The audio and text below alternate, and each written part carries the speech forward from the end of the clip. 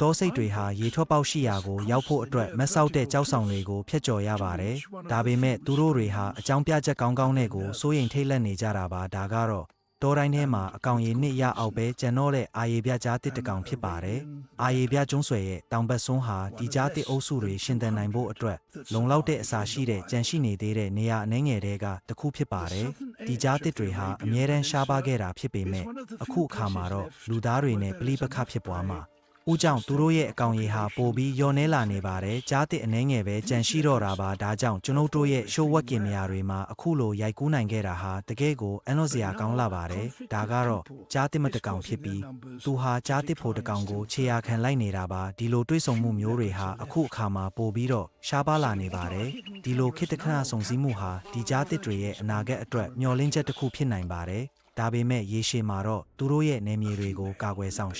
အောက်ပေးနိုင်မှုအပေါ်မှာပဲမူတည်နေမှာဖြစ်ပါတယ်။အာရေပြကြားတစ်တွေရဲ့ရှင်သန်မှုဟာကျွန်ုပ်တို့အားလုံးရဲ့လက်ထဲမှာရှိနေပါတယ်။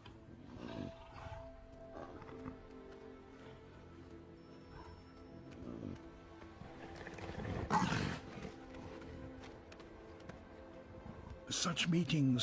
are becoming increasingly rare.